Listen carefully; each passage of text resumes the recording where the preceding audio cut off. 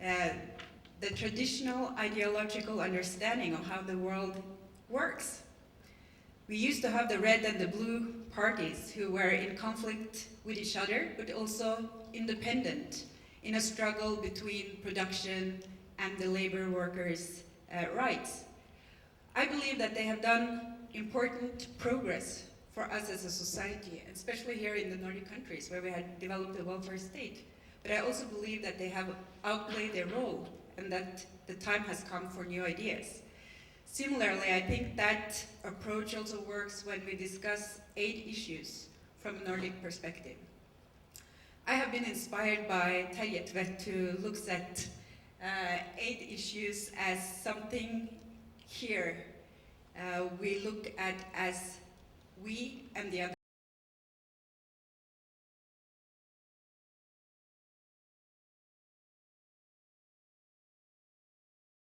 others.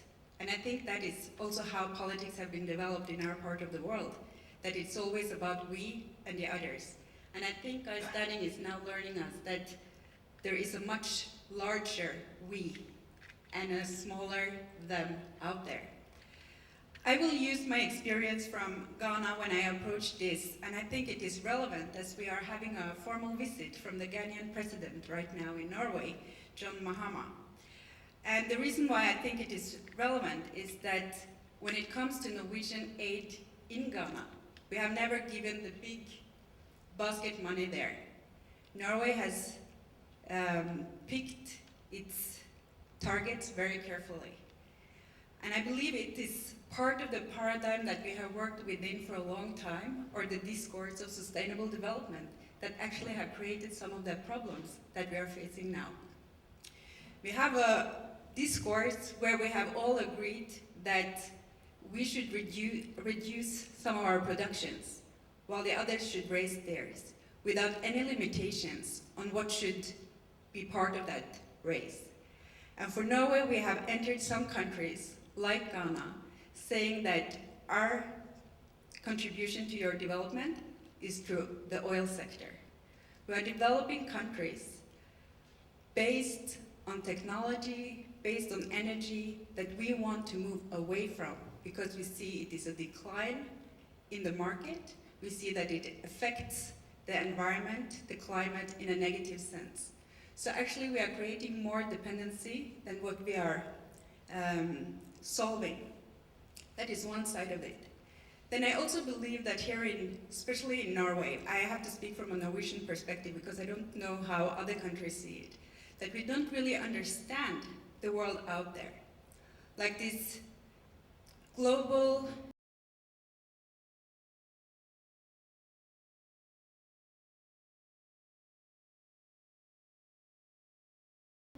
middle class that has emerged, even in Africa. And I think I had an eye-opener, like UK standing. I also 2 days ago came from Africa. And there I met one of our young green activists who had been studying cultural studies for 2 months in Ghana. She had been living on the campus. She had been traveling to the capital on a trotro like the traditionals does. And she was so surprised when I took her to a dinner at a 5-star hotel. And she said, wow, I had to meet the green leader before I saw the welfare or the luxurious part of life here in Africa. Then after that, we went to an exhibition at the art gallery. And I said, I'm really kind of tired of looking at all these pictures portraying women carrying the water and their babies on the back. I want to see the society we live in now, here in Africa as well. And she said, what do you mean? Because this is what I see. Then the next stop was at a shopping mall. And for her, it was a cultural shock. Walking into a shopping mall in Accra, finding the same trash as you find at the shopping mall here, with the Christmas trees in plastic, with the lights blinking, with all the stuff that you don't really need. And why I'm bringing this up is that even in Africa today, you have a class of people living as if there isn't poverty. as well as you have a class living in poverty without knowing about this other class. One thing is that we don't know all about it, another thing is that they live side by side without really interacting or knowing about each other. And a lot of these people are people that have come from outside, from the diaspora. They used to be Ghanaians, they went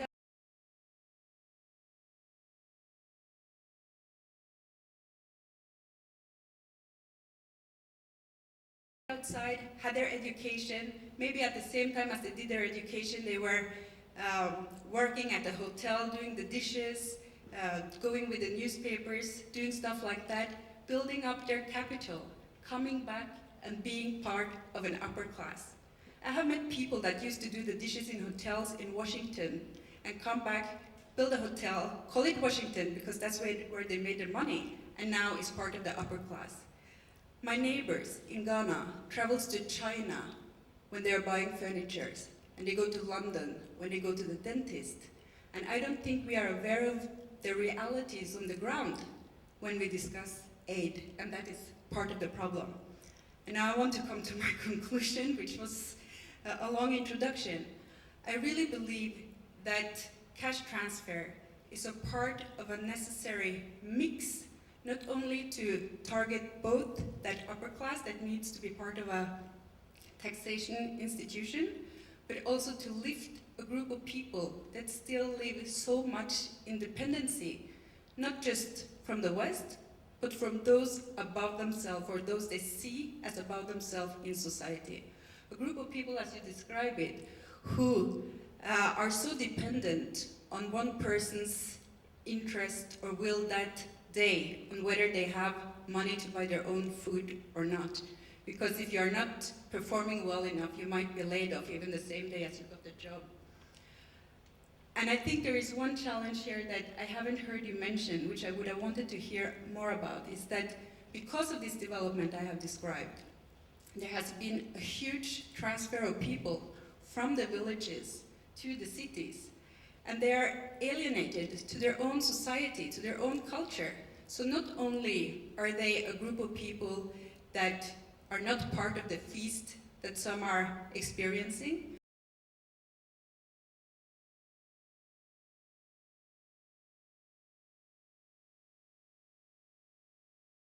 but they are also alienated to their own society, their own culture, and doesn't really know how to go around to get feet under themselves. And I'm a bit unsure if the cash transfer targets their needs, and I would have wanted to hear more about that. Thank you.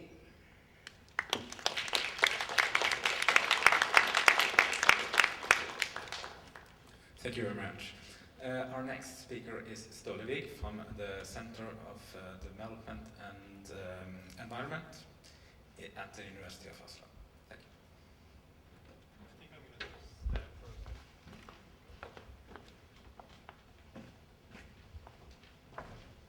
So just to switch things up, I'm going to stand. Now we've been in India, we've been in Nordic countries, we've been in Ghana now, but I want to take a different perspective. I'm an anthropologist. I just started my doctoral studies at the University of Oslo, and I want to add to the challenge from an anthropological side. And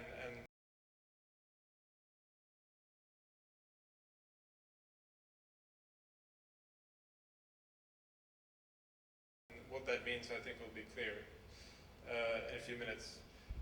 Now, I think when I sat down to write this, I thought there were like two different strategies to give a short, and I'm going to be short, talk like this.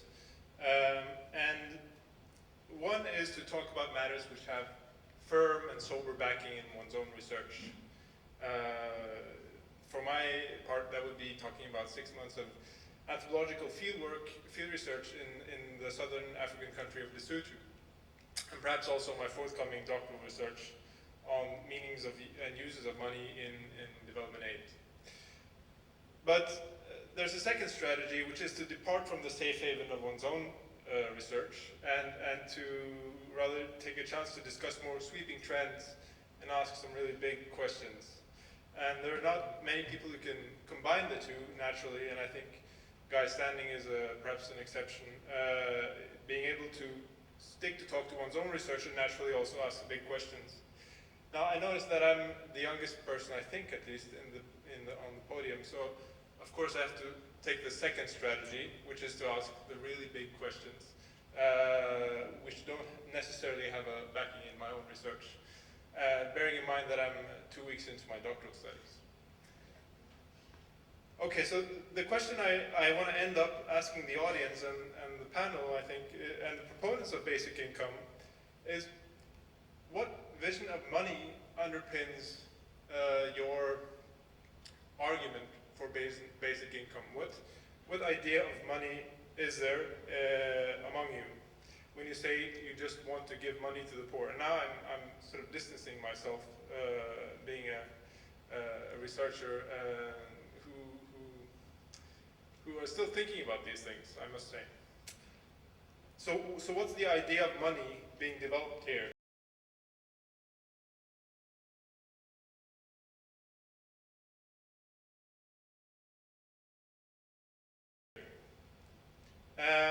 And it may sound a little bit philosophical, but I think as we go forward, it'll become more concrete. Now, so the topic of basic income, we've had a good introduction, I think, to what we're seeing in the present. I just want to add to that you know, a couple of decades ago, there were widespread concerns in circles like these, academic circles and activist circles, that the global south was developing towards sort of Western capitalist society, that which been written a lot about, these structural adjustment programs were imposing certain models for society upon places like Southern Africa or Latin America and so forth. And it seemed, you know, for anyone who dreamt that places like South Africa or Brazil would evolve towards some Marxist or socialist paradise, that the future seemed bleak. And perhaps it still does, but the interesting thing is that what we've seen in the recent years is not a rollback of the state in these places. It's rather an amazing explosion of new forms of welfare provision exactly in places like South Africa and Brazil. But forms of welfare provision, I think, which, if you look at them closely, escape categories which we earlier had to understand government policies. So while some Western aid organizations, and I've studied some of them, and some you know, sustain traditional forms of development aid, and while Western countries are facing their own economic problems with unemployment, banking crisis, deficits, and all the rest of it, which we've heard since 2008, we've seen a shift in government policy and practice among a range of countries in the global south.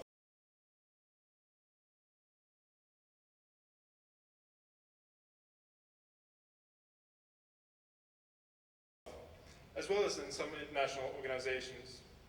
A lot of governments and organizations in the South have started to give, as we know, money directly and sometimes unconditionally to the poor.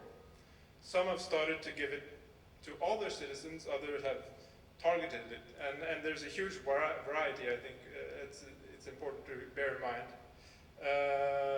But you know, it's an amazing feature that in South Africa, where I've experienced, 1 in 3 of all citizens are now entitled to some form of welfare grant from the state, which we earlier were afraid would evaporate. Now, the amazing feature noted by an anthropologist whom I like, by the name of James Ferguson, is that it is exactly in the grey technocratic world, as he says, of social policy in a region like South Africa, not exactly you know, a place celebrated for its good governments, but nonetheless it's in these spaces, technocratic worlds, they have emerged as sites of conceptual and institutional invention in ways that indeed have much to teach the rest of the world. It seems likely that countries like Brazil or South Africa are serving as early laboratories for social experiments likely to be of wider significance for the future. Now, these are empirical questions. What works? How is it developed and rolled out? And we've received some of the answers, and the answers, some answers are still coming, as we've heard. Based on research, often basic income grant proponents or cash transfer proponents make a clear normative call. I think as one book which is popular summed up, just give money to the poor. Now, as an anthropologist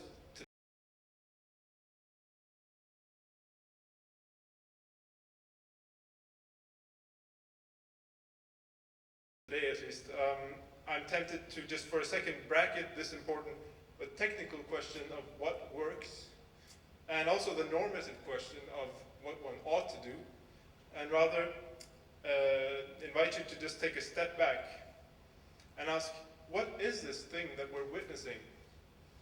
What type of organization of society are the basic income grant proponents asking for? Within the basic income movement, there is a core object which I mentioned, which I think we have not thought hard enough about, which is money. What is this vision of, or idea of money that is being promoted in basic income grant circles or cash transfer circles? It might seem obvious, but what is money actually? Some economists argue that money itself is a simple tool, a medium of exchange. Something which is practical when we barter merchandise. Say, if before there was money, there was barter, so we swapped goods. And then, say, if I wanted a sack of potatoes, which you have, and you wanted my horse, now, as economic objects, a horse and a sack of potatoes are not equal, perhaps in the system, so we invented money as a universal unit of value, a neutral third party in transactions, which makes everything transactable with anything. Of course, anthropologists have documented how wrong this vision of money is. Money is not a simple tool which helps us to swap goods, it's a contested object in itself. There are all kinds of taboos around money. What money buys, what ought it not to buy, what money means, how it's handled, measured, reported, is never naturally given, but always negotiated, contested, and result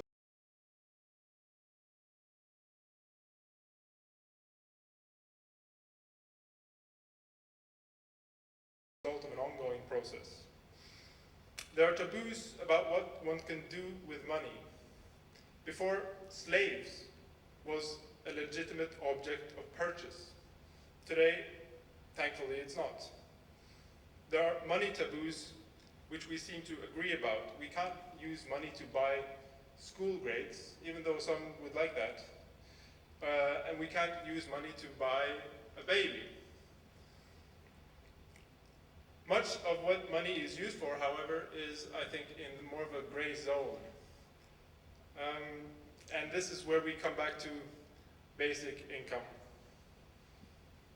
But consider the example, the debate rages about purchase of all different kinds of labor. Can one buy sex? Can one pay a volunteer? Can you buy a kidney? Well, what I discovered in my field work is that there are also very powerful ideas about money and the use of money and what it does to a recipient within the world of development aid. Now let me give you a little story from my fieldwork, which gives some flesh to these rather theoretical reflections.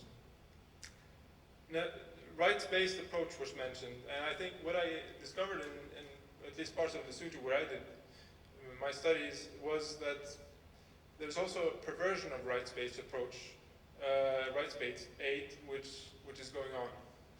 And in Lesotho, I followed some of Norway's allocated development funds into NGO offices in the capital Maseru and out to the mountainside. One afternoon, far up in the mountain, which is where most development takes place, or development projects take place in Lesotho, I attended what the development workers called an empowerment workshop.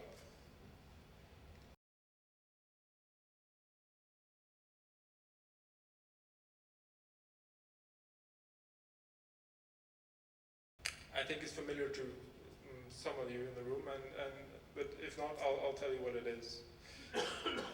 Now, in the only brick house in the village, some of the Basutu, as they called, Basutu aid workers had gathered people from the countryside, unemployed, elderly, and women, to hold a seminar for them.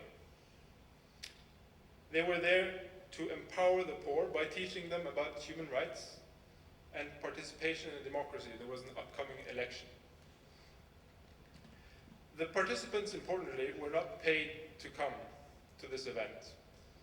They traveled quite far on their horsebacks or walked in order to get there. Some took a bus.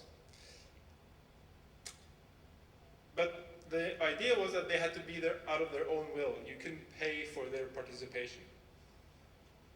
So that was sort of the taboo. In the seminar, interestingly, I noticed that the lecturers, Basutu aid workers, were regularly interrupted by participants.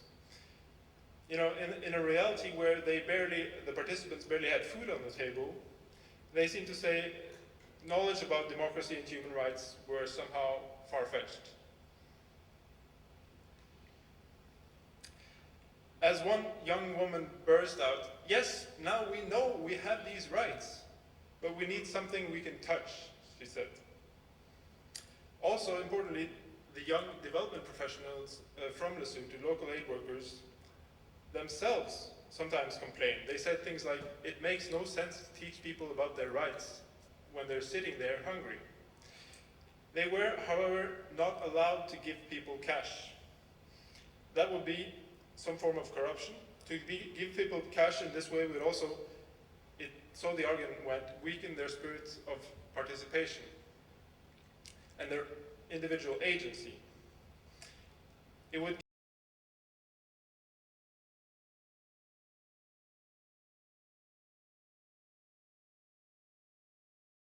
give skewed incentives, perverse incentives for attendance as well. They would come only for the money. Now, in the financing end of the spectrum, which is where I encountered these ideas and which is where the regulations were produced, in development offices in Norway, Europe, and elsewhere, there existed this powerful idea, I think, that money ought not to buy participation and that it does something bad to people. And then, as an anthropologist, I thought that was interesting. There seems to be an idea that money, if given to others, is disempowering. That we should avoid providing material handouts, as we've heard, because it promotes dependence and curtails individual freedom and disempowers recipients. The Basutu NGO workers whom I studied seem to disagree. When the participants left the seminar, this empowerment workshop up in the village, they lined up in a long row to receive reimbursements. So money which was supposed to cover their travel expenses. When they took a bus, they paid a little bit of cash and now they're supposed to get that money back. And when after we closed the workshop and we rode in our cars back to Maseru, the capital, we noticed something strange. People were walking along the roadside back to their home villages with their travel expense money safely in their pockets, which is, of course, not what they were intended to do, but which is what they did. And the revealing moment for me was that the aid workers among whom I worked as a researcher, they cheered.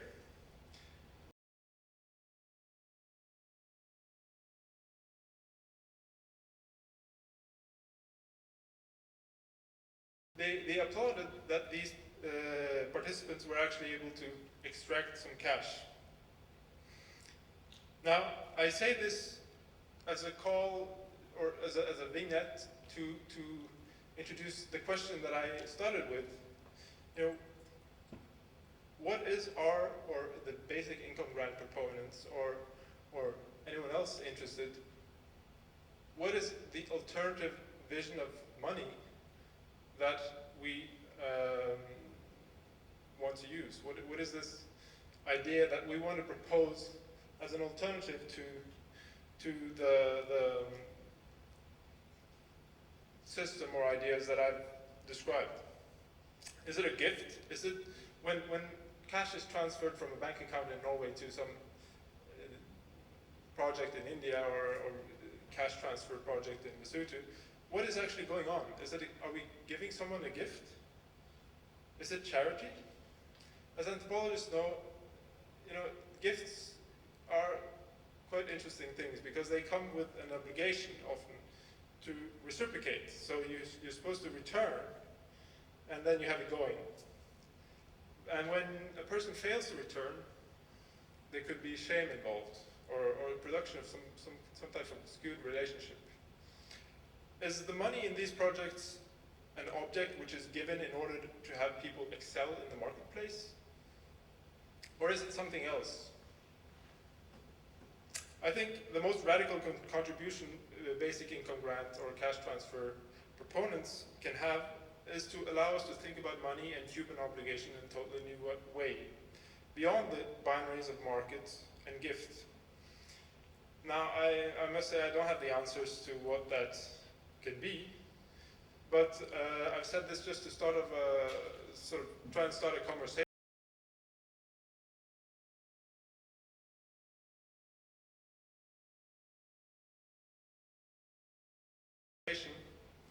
So I think in that spirit, let me end and say thank you, and I look forward to hearing what you have to say.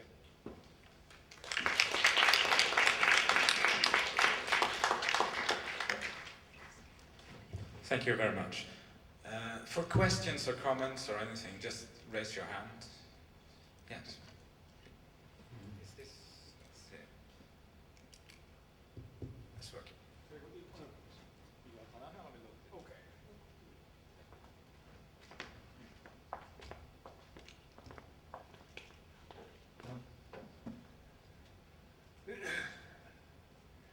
My name is Oktober. I have been fascinated by the idea of basic income in poor countries since I discovered Dr. Stanning's papers a few years ago. And today I understand that we also have actually experiments, social experiments that kind of maintains or kind of proves or do not disprove the ideas behind the basic income. What I wanted a few minutes to tell you about was that as I was studying small farmers in the north in the 60s. I'm an old man. I think I can exemplify the theory that what we had then was alderstrygd, old age pension, very, very small amount for each person above 70. And also from 1946 we had barnetrygd, child allowances. And at the level of which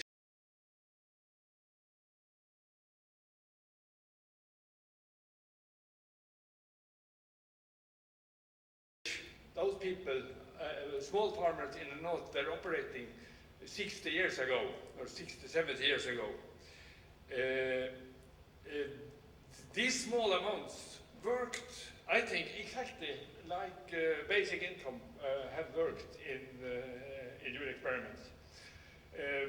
Because it just shows the importance of subsistence agriculture and other primary industries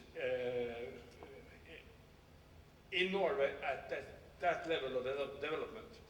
I mean, my basic finding was that for small farmers to go to stay in that very small farms, they did not need more cash income than 1/3 of the unschooled urban laborers. So if you made, say, 6,000 kroner a year, you wouldn't dream of going to town making 18,000 it means that that subsistence income and own housing and all that kind of thing was so important. And those allowances, like child allowance and old people allowance, went to families who were able to increase their or maintain a very high level of subsistence agriculture because they didn't have to go away to make money. And it corresponds very well with, I read, I think, Mitchell's old papers about labor migration in Africa, that if people were able to have a small income, cash income, that they didn't need to leave their families, they seem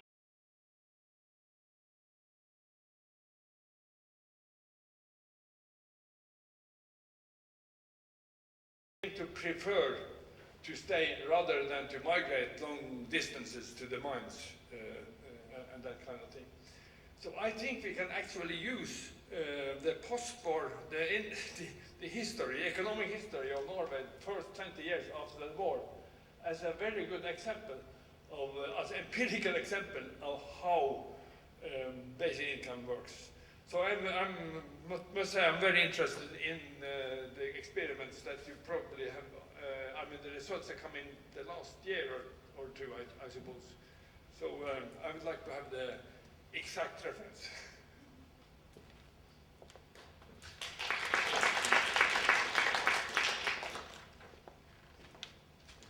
Thank you very much.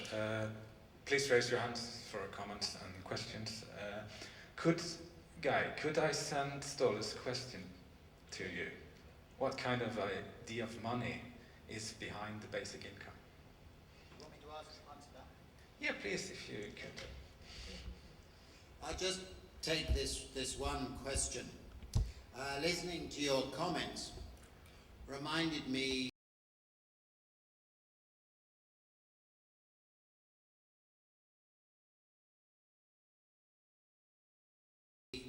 of what is called the Lauderdale paradox. The 8th Lord of Lauderdale, the Earl of Lauderdale, in 1804, wrote a very interesting economic analysis in which he said that as private wealth increases, public wealth diminishes. And he said that it's vitally important that privatized, he didn't use the word privatized, but the creation of scarce commodities empowers the privileged. And what we found both in Africa and in India, and to a certain extent in Brazil, is that actually money is the most scarce commodity in those communities. And as a result, the landlords and the moneylenders, the plutocracy of those communities, if you like, accumulate the scarce commodity and drive up the price of money so that they can lend at 50% interest rates rather than 1% interest rates. And I think you would benefit from reading the Lauderdale paradox. And what basic income does is reverse that process by removing the scarce commodity phenomenon, and thereby drives down the price of money in those communities. And that is a tremendously redistributive, dynamic effect that isn't taken into account in comparative static economics. And if you think about money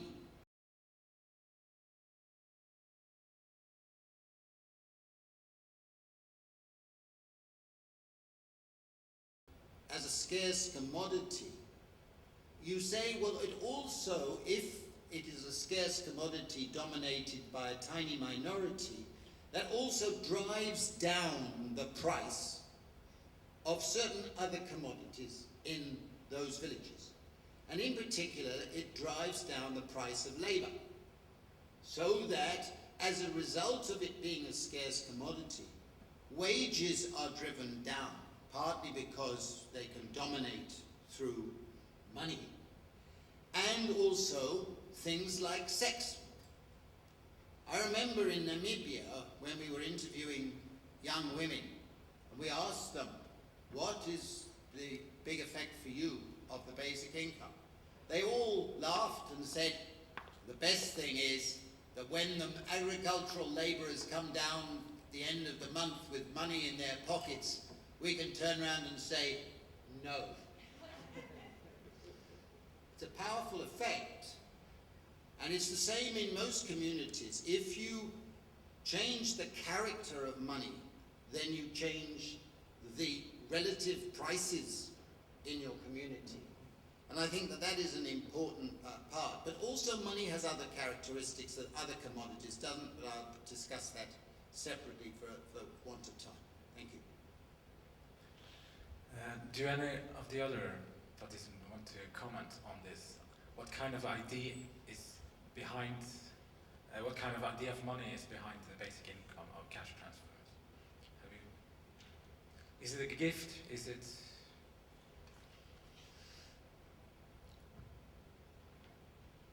Sure.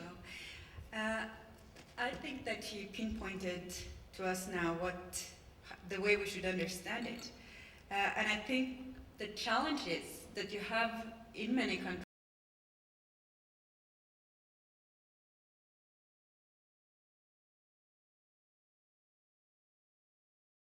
like India, Brazil, Ghana, are upper middle class that are not really interested in this shift because they benefit so much from these differences. So I think the question is rather, how can we come to that stage? You know, you have a middle class that has come from abroad, who have certain ideas about how the state should function. You have a state built on strong leaders and weak institutions. So you have a tension, a social tension from above, as well as a social tension from below. So my question to Gay would rather be, how do we reach that position where money is recreated or changing the character of money? Because I believe that the way you put it is framed very well, but I still can't wrap my head around how do we get there. Would you answer? Yeah, delighted. I don't want to take too much of your time, but I think one of the issues is that a basic income actually helps, or would help, the issue, the classic issue that Richard Titmuss developed about the gift relationship.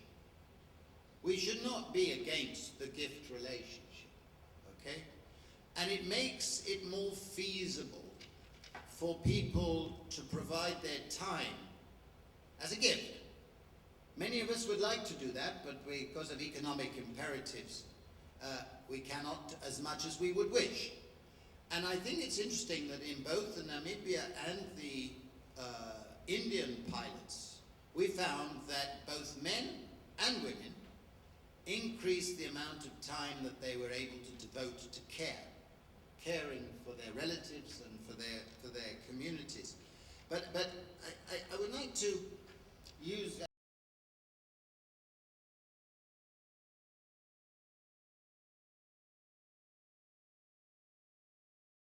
As I got the floor for a couple of minutes, to say something that I should have said in my talk, and if I don't, I will get criticized by my friends here, which is I think that we should also think about basic income inside the European context and see it as part of development aid, that it would be a wonderful opportunity to say, look, in our margins around Western Europe, in Bulgaria, in Romania, in various other places, where poverty and insecurity is so great that there's no real alternative but to seek to migrate to Norway, to Britain, to wherever they can go.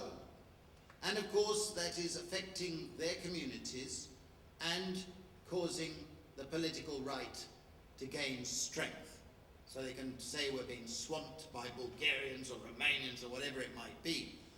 Well, I would say to the bureaucracy, wouldn't it be a wonderful opportunity to say, okay, we want to take a few areas and we will provide everybody in those low-income communities of Bulgaria, where I was recently, with a basic income and see the effects. Because I think one of the effects would be to deter people fleeing from those areas, because they would have something, money, in which to be able to survive and build their communities. And I think it would be a very good way of using European Regional Fund money to launch some pilots in Eastern Europe. And it should actually be welcomed by the political establishments, because they're all losing to the far right, and therefore be something that could be politically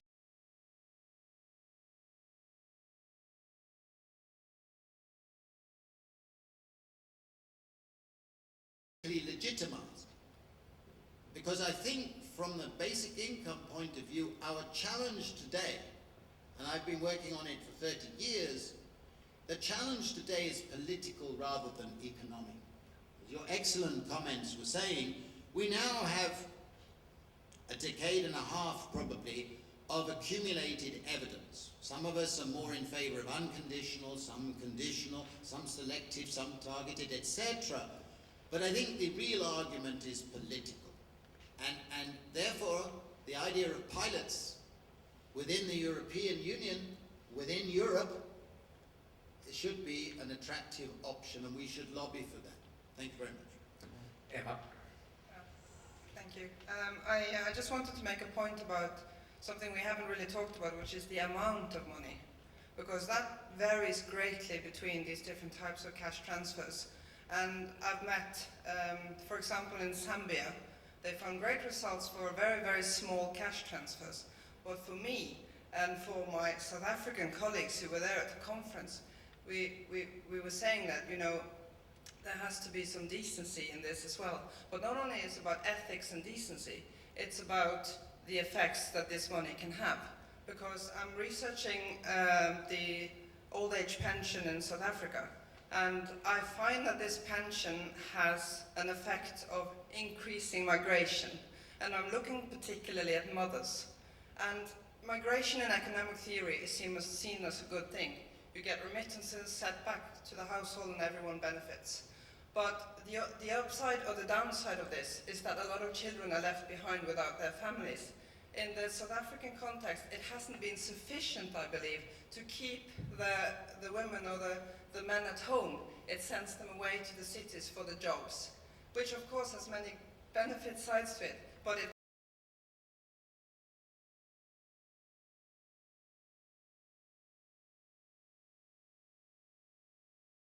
can also disrupt the communities at home. So just another point on the amounts. Thank you. Our time is running out, so please, if there are any questions or comments, please raise your hands. It's the last chance. Yes. My name is Eva Kløve. You maybe said in your speech, which I didn't hear, did you say something about the Norwegian oil fund, which is in Norwegian krona 5,000 billion? I can't count into dollars. Maybe the lady from the NORAD can help me. But have you made any thoughts about this huge